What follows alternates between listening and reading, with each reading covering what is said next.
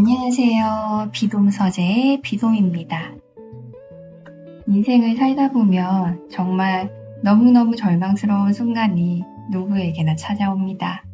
조금 이르게 찾아오느냐, 늦게 찾아오느냐의 그 차이일 뿐 누구나 한 번쯤은 그런 위기가 있는데요. 그럴 때 여러분은 어떻게 버티셨나요? 누군가의 다정한 한마디가, 누군가의 친절 하나가 그 절망적인 순간에 또 살아갈 힘을 주지 않았나 모르겠습니다. 저는 그랬거든요. 오늘 소개해드리고 싶은 책은요. 내가 원하는 것을 나도 모를 때라는 제목을 가졌고요.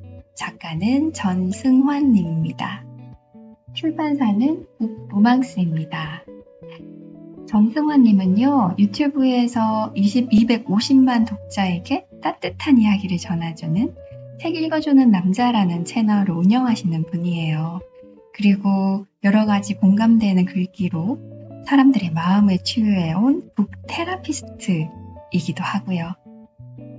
제가 힘들 때도 이런 북튜브를 통해서 많은 힘을 얻었기에 이런 분들의 책이 저한테는 더 감명 깊게 다가옵니다.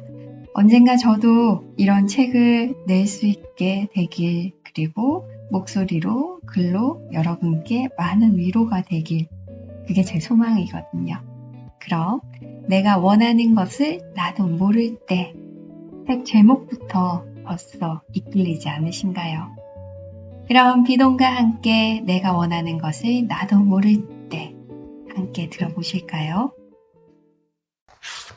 마음의 밑바닥에서 슬픈 소리가 들리면 무사태평하게 보이는 사람들도 마음속 깊은 곳을 두드려보면 어딘가 슬픈 소리가 난다. 나스메 소세키의 나는 고양이로소이다는 고양이를 주인공으로 한 풍자소설입니다. 이름 없는 고양이의 시점으로 바라본 인간 사회를 날카로우면서도 유쾌하게 묘사하고 있지요. 저는 특히 이 문장을 좋아하는데, 사실 우리도 겉으로는 아무 일 없다는 듯 밝게 행동하면서 속으로는 깊은 슬픔을 감추고 살아갈 때가 많기 때문입니다. 그렇게 꾹꾹 눌러둔 슬픔은 특별한 계기가 없어도 불쑥 찾아옵니다. 출퇴근길에 밥을 먹다가 잠들기 전에 문득 그런 기분이 드는 거죠. 우리의 일상은 원래 희로애락이 수없이 교차하지만 즐겁고 기쁜 날보다 슬프고 위로가 필요한 날이 더 많다면 누구든 지칠 수밖에 없습니다. 오늘날 평범한 행복 대신 평범한 불행으로 채워진 일상을 살아간다고 느끼는 사람이 점점 더 늘어난다는 건 정말 슬픈 일이지요. 길을 걷다가 무심코 바라본 앙상한 나뭇가지가 내 모습 같고, 늦은 밤 아무도 없는 텅 빈 골목길을 걷다가 공허감을 느꼈다면 지금 당신에게는 위로가 필요합니다. 그렇게 불쑥 슬픔이 찾아올 때 제게 마음을 달래는 방법이 하나 있습니다. 바로 더 외로워지는 겁니다. 의자에 앉아 책을 펼치고 오롯이 혼자가 되어 마음에 울림을 주는 이야기나 문장을 찾는 거죠. 그러다 뭔가 쿵 마음에 와닿을 때면 나도 모르게 펑펑 눈물이 납니다.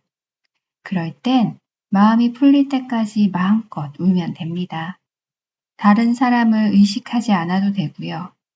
홀로 감정의 밑바닥까지 내려가 그 안에 있는 것과 솔직하게 마주하는 거지요. 물론 그런다고 모든 문제가 해결되지는 않습니다. 다만 마음이 한결 홀가분해지고 기운이 납니다. 정호승 시인은 그 기분을 바닥에 대하여 라는 시에서 이렇게 표현했습니다. 바닥까지 가본 사람들은 말한다. 결국 바닥은 보이지 않는다고. 바닥은 보이지 않지만 그냥 바닥까지 걸어가는 것이라고. 바닥까지 걸어가야만 다시 돌아올 수 있다고. 바닥을 딛고 굳세게 일어선 사람들은 말한다. 더 이상 바닥에 발이 닿지 않는다고. 발이 닿지 않아도 그냥 바닥을 딛고 일어서는 것이라고. 바닥의 바닥까지 갔다가 돌아온 사람들도 말한다. 더 이상 바닥은 없다고. 바닥은 없기 때문에 있는 것이라고. 보이지 않기 때문에 보이는 것이라고. 그냥 딛고 일어서는 것이라고.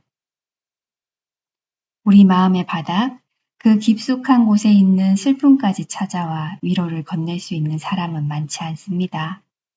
그럴 수 있는 단 한 사람이 있다면 바로 나 자신이죠. 물론 우리에겐 다른 사람의 위로가 간절한 순간도 있습니다.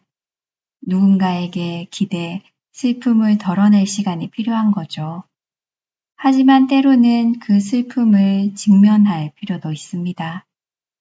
그때 책 속 문장이 다가와 손을 건네며 말을 거는 겁니다. 자기 감정과 마음에 온전히 집중해 보라고 내가 곁에 있어 주겠다고 말이지요. 사실 이런 생각은 책을 좋아하는 제 개인적인 취향이라고만 여기고 있었는데 신영철 평론가의 슬픔을 공부하는 슬픔을 읽고 그 이유를 보다 명확히 알게 되었습니다.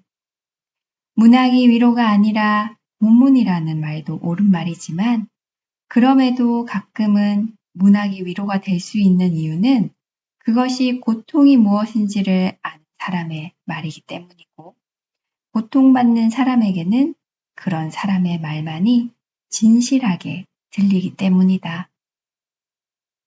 슬픔과 고통의 형태가 다양하기에 우리에게는 다양한 형태의 위로가 필요합니다. 스스로 위로하는 것도 필요하고 다른 누군가에게 위로를 받아야 할 때도 있습니다. 힘들 때 속마음을 털어놓을 친구가 있다면 정말 좋겠죠. 설령 그가 내 마음을 완벽하게 알아줄 수는 없다고 해도 그렇게 털어놓는 일 자체가 위로가 될 테니까요. 반대로 우리 역시 누군가의 마음을 위로해 줌으로써 스스로 위로를 받기도 합니다. 위로란 결국 사랑하는 사람들이 서로의 마음을 나누는 행위니까요. 짐심이 담겨 있다면 위로는 모두의 마음을 토닥이며 달래줄 수 있습니다. 가끔은 이 세상에 수많은 슬픔이 있고 모두에게 위로가 필요하다는 점이 어쩌면 삶의 가장 멋진 부분일지도 모르겠다는 엉뚱한 생각을 합니다. 우리에게 슬픔이 없어서 위로도 필요 없다면 자신의 깊은 내면을 마주하려거나 타인의 슬픔을 이해하려는 노력 또한 없었을 테니까요. 공대생의 가슴을 울린 시 강의로 유명한 정재창 교수는 시를 잊은 그대에게서 이렇게 말하고 있습니다. 아무리 애를 써도 희망이 보이지 않는 때가 있고 절망도 없을 만큼 절망적인 세상이 있는 법이다. 절망도 없는 것이야말로 절망이다.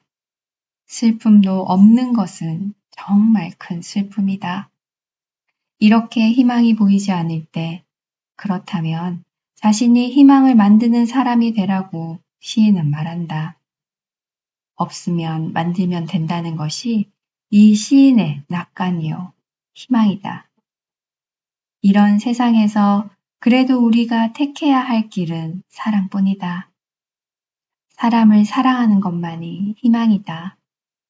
희망을 만드는 사람을 서로 사랑하는 것만이 희망이다. 괜찮아. 좋아질 거야. 너무 걱정하지 마. 조금 뻔해 보이는 말들이지만 진심이 담겨 있다면 커다란 위로를 줄 수 있습니다. 이 세상에 완벽한 위로는 없습니다. 하지만 바로 그 점 때문에 우리는 자기 마음과 다른 사람의 마음을 헤아리기 위해 노력합니다.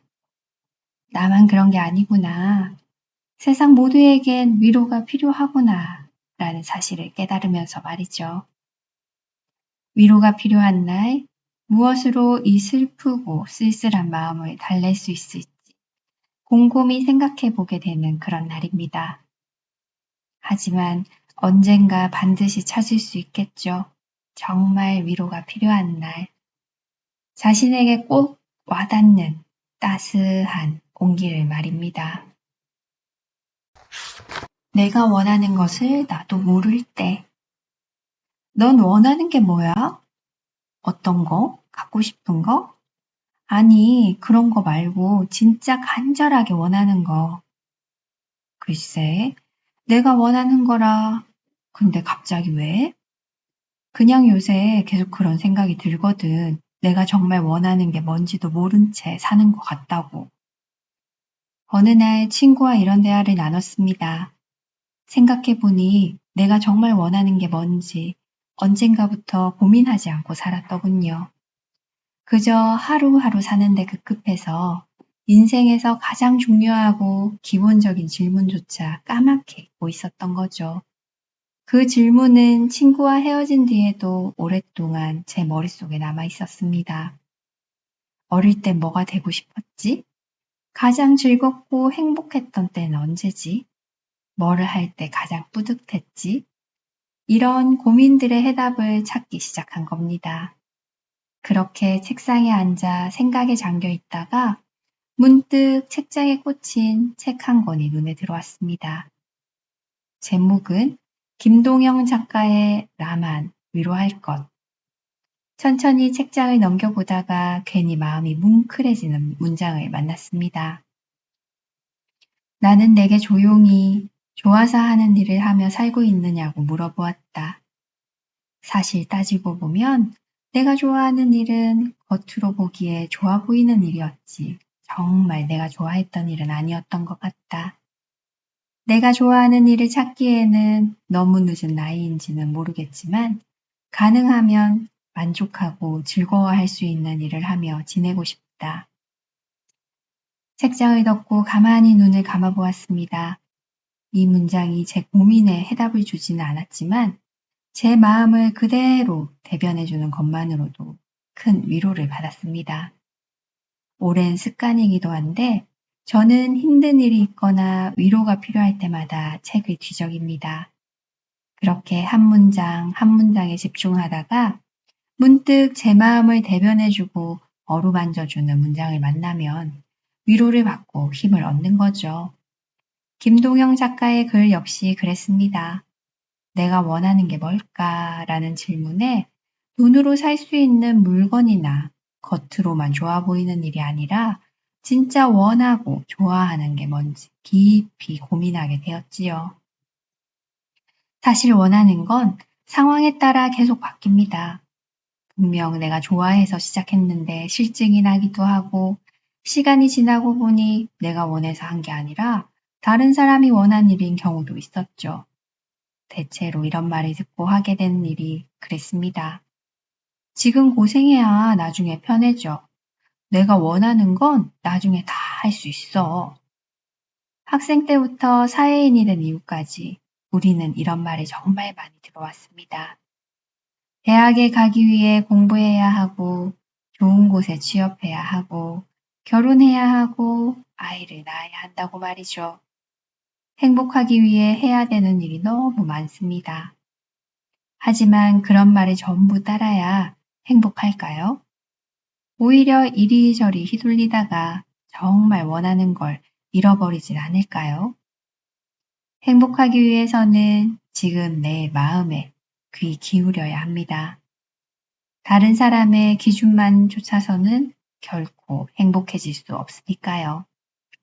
설령 나중에 마음이 변하더라도 그땐 그 변한 마음에 또 충실하면 됩니다.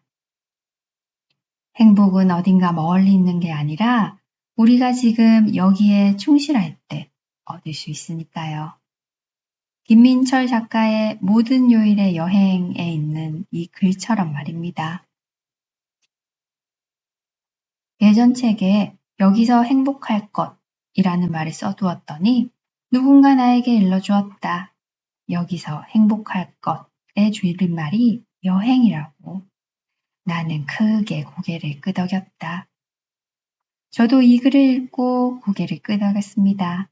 사실 우리는 모두 삶이라는 여행을 하고 있죠. 그 여정이 즐거우려면 다른 사람이 아닌 우리가 좋아하는 일로 일정을 채워야 합니다. 예를 들어 카페에서 편히 쉬는 게 관광지를 다니는 것보다 좋으면 그렇게 하면 됩니다. 다른 사람이 아무리 좋다고 해도 내가 내키지 않는 일을 하면 행복할 리 없죠. 무조건 이건 해야 돼 라는 건 없어요. 다른 사람이 아닌 지금 내 마음의 목소리에 차분히 귀 기울이면 정말 원하는 게 뭔지 조금씩 들리기 시작할 겁니다. 바로 지금 내가 행복한 일을 해. 누군가 손가락질하고 못마땅해 하더라도 정말 원하는 일을 해 라고 말이지요. 로맨 가리가 에밀 아자르라는 필명으로 발표한 소설 자기 앞의 생의 첫 장에는 이런 인용문이 있습니다. 그들이 말했다. 넌 내가 사랑하는 사람 때문에 미친 거야. 내가 말했다. 인생의 맛은 정신 나간 사람만 알고 있지. 이처럼 우리가 행복하기 위해서는 정말 원하는 게 뭔지 마치 정신 나간 사람처럼 끊임없이 고민하고 찾아야 하는 것 같습니다. 그 일은 다른 사람에게 맡길 수 없습니다. 오직 우리 스스로 해야 할지요. 어쩌면 그 작업은 평생 하게 될지도 모릅니다. 정말 원하는 걸 빨리 못 찾을 수도 있고 그것이 계속 바뀔 수도 있으니까요. 하지만 여행의 즐거움은 계획된 일정을 지킬 때만 생기는 게 아닙니다. 때론 일정이 틀어지고 온갖 우여곡절을 겪는 도중에 생기기도 하죠. 행복 역시 이와 같습니다. 인생이라는 긴 여정 곳곳에 예기치 않은 순간 속에 깃들어 있죠. 진심으로 열중하고 환하게 웃을 수 있는 일들로 그 여정을 채워간다면 우리 인생은 어느새 기쁨으로 가득 찰 것입니다. 다정이 필요한 시간. 가만 돌이켜보면 상대의 마음을 들여다보고 공감하려는 노력이 관계를 유지하는 중요한 요소였던 때가 있었습니다. 하지만 요즘 세상에서는 관계에서도 효율성과 사실관계의 확인이 우선시되고 감정적인 요소는 그 중요성에 희미해지고 있는 것 같습니다. 따뜻한 마음을 나누는 일이 점점 더 뒷전으로 밀려나고 있는 것 같아 안타깝지요. 이러한 변화 속에서 저는 다정의 가치를 떠올립니다. 다정은 단순히 친절하거나 상냥한 태도를 의미하는 것이 아닙니다. 타인의 감정을 이해하고 그들의 입장에서 생각하며 공감과 위로를 통해 마음을 나누는 행위의 또 다른 표현이지요. 일본 태생의 영국 작가로 맨부커상과 노벨 문학상을 받은 가주오 이시구로를 아시는지요? 노벨 문학상 받은 이후 6년 만에 발표한 소설 클라라와 태양이 떠오릅니다. 앞서 말한 다정을 설명할 때 문득 제가 스크랩해둔 문장이 생각나더군요. 너는 인간의 마음이라는 걸 믿니? 신체 기관을 말하는 건 아니야. 시적인 의미에서 하는 말이야. 인간의 마음, 그런 게 존재한다고 생각해? 사람을 특별하고 개별적인 존재로 만드는 것? 만약에 정말 그런 게 있다면 말이야. 그렇다면 조시를 제대로 배우려면 조시의 습관이나 특징만 안다고 되는 게 아니라 내면 깊은 곳에 있는 걸 알아야 하지 않겠어? 조시의 마음을 배워야 하지 않아? 내 능력이 아무리 뛰어나더라도 그건 능력 밖일 거야. 아무리 신통하게 해낸다 해도 흉내내는 것만으로는 턱도 없을 테니까. 조시의 마음을 배워야 그걸 완전히 알아야 하지. 아니면 너는 절대로 조시가 될 수 없어. 이 소설은 인간관계, 사랑, 기술, 그리고 존재의 본질에 대한 깊은 질문을 던지는 작품으로 발표 당시부터 큰 주목을 받았습니다. 인공지능, 즉 AI가 출몰한 세상에 의미 있는 메시지를 던지기 때문인데요. 소설은 가까운 미래를 배경으로 한 디스토피아적 설정으로 인간과 인공지능 로봇이 공존하는 세상을 그립니다. 클라라라는 인공지능 친구가 조시라는 소녀의 동반자로 선택되어 한 가정에 들어가게 되면서 소녀와 가족은 여러 갈등과 위기를 겪습니다. 소설은 인공지능 로봇인 클라라의 관점에서 1인칭으로 서술되는 독특한 작품으로 조시의 어머니가 클라라에게 하는 위의 말은 마치 우리 모두를 향하는 말처럼 느껴집니다. 상대를 알아가고 공감하고 이해한다는 것은 그 사람의 행동이나 겉모습만 보고 판단하는 것이 아닌 내면 깊은 곳을 알기 위해 노력한다는 뜻일 겁니다. 그 과정 속에서 서로를 향한 온화한 다정이 더해진다면 각자가 세워둔 높고 차가운 마음의 벽들이 허물어지겠지요. AI 시대가 가져온 낯설고 새로운 세상에서 우리는 다정의 가치를 재발견해야 하지 않을까요? 요즘 들어 더욱 깊게 생각합니다. 타인의 마음을 헤아리는 것, 작은 친절을 베푸는 것, 인간다움을 잊지 않는 것이야말로 우리가 이 시대를 살아가는 데 필요한 가장 중요한 지침이 아닐까요? 다정은 앞으로도 변하지 않는 인간 고유의 가치이자 우리가 함께 만들어가야 할 세상의 중요한 일부로서 늘 챙겨야 하는 마음이지 않을까요? 다음으로는 조금 시적인 표현도 소개하고 싶습니다. 다정이란 단지 행위가 아니라 진심과 푸릇푸릇한 마음이 더해질 때 그 의미가 더욱 커질 테니까요. 림태주 시인의 에세이 너의 말이 좋아서 밑줄을 그었다에 실린 시 한 편을 소개합니다. 너였다. 지금껏 내가 만난 최고의 문장은 나는 오늘도 너라는 낱말에 밑줄을 긋는다. 너라는 말에는 다정이 있어서, 진심이 있어서, 쉴 자리가 있어서, 사람이 있어서 좋았다.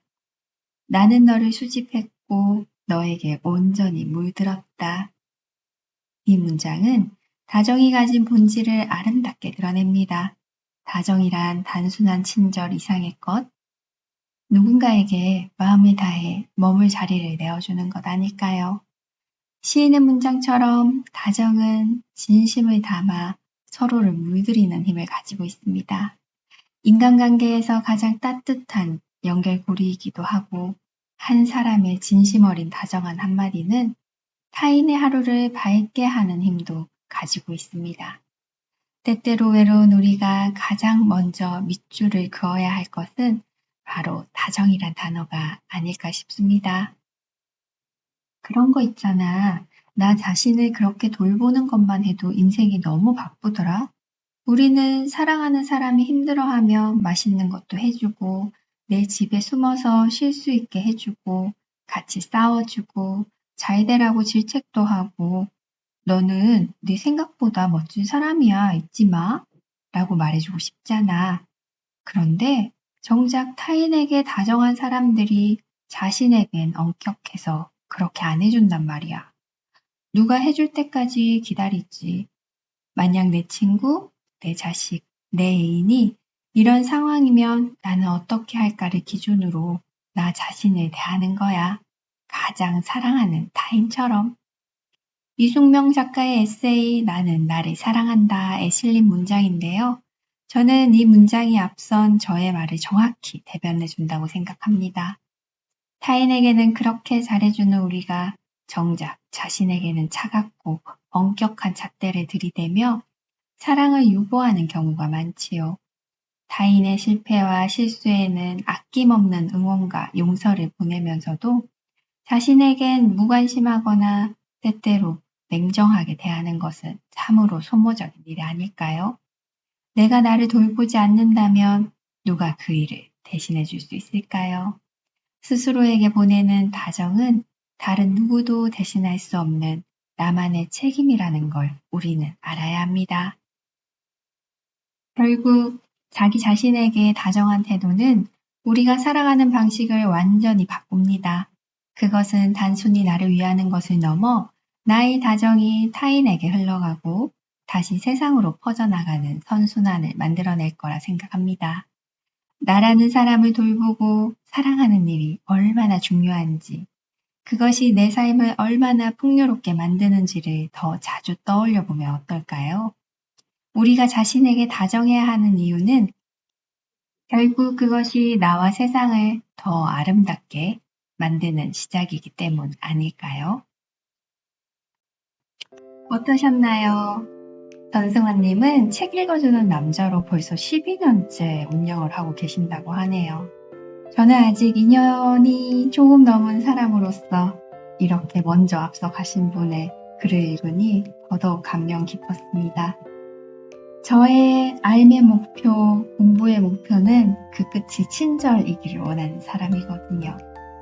늘 항상 비돔 서재를 함께 해주시는 구독자분들께 따뜻한 말과 위로 그리고 용기를 친절하게 전해드리고 싶습니다. 오늘 하루 옆에 있는 사람과 가족들에게 여러분의 따뜻한 말 한마디 건네보는 건 어떨까요? 비돔이었습니다. 좋은 하루 되세요.